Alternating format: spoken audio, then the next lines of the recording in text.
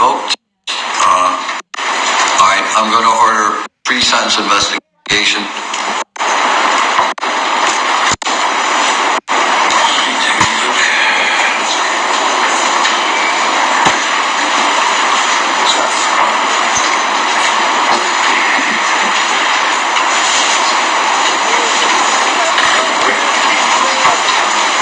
All right, order court, October 31st, 2018. All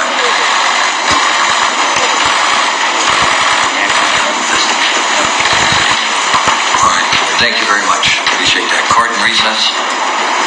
All rise. All right, so we have been watching the live reading of the verdict. You saw that last picture right there, Officer Jason Van Dyke being led away, taken into custody now as his bail has been revoked. You heard the prosecution say Jason Van Dyke, Chicago police officer, now a convicted felon.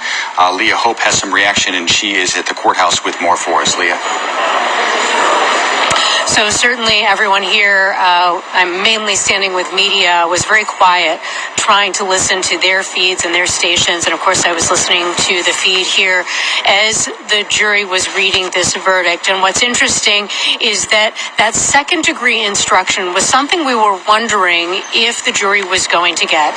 And the difference between that, I'm sure Bob Mylan can explain it better, but the difference between first degree and second degree is if the defendant, if Jason Van Dyke thought there was a reasonable threat, but that belief, his belief that it was a reasonable threat, was not actually reasonable. So it's a little bit wordy, but essentially it means that he thought there was a problem, but the jurors, looking at the totality of the situation, thought really it wasn't a reasonable belief that he was in threat of his life.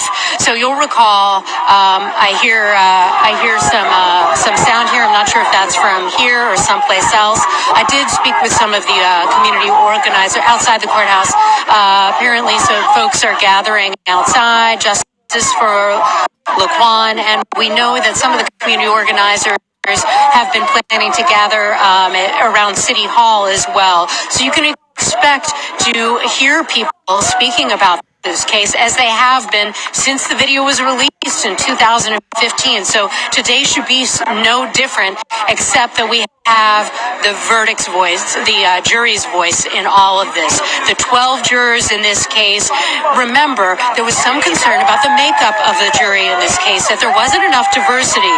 We had 3 Latinos, an Asian American, and an African American woman, the rest all Caucasian. So there was some concern that the diversity of the jurors doesn't reflect the diversity of Cook County. So here what we have seen is that these jurors focused on what was just presented in court, not some of the things that were being said outside of court. And remember, what's being said in court is not everything that happened. We have the great uncle of Laquan McDonald coming. Reverend Hunter, did you want to say something now? Okay, he said he's going to be coming back.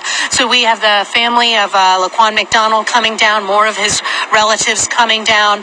I'm sure this is a very emotional time for them. I do not see his mother, but they said that they do want to say something. But remember, this is still a grieving period for them. They have lost a loved one, and coming here and hearing some of the details from this case, seeing the autopsy photos, seeing the video of Laquan McDonald being shot, played over and over again, this has taken a toll on them.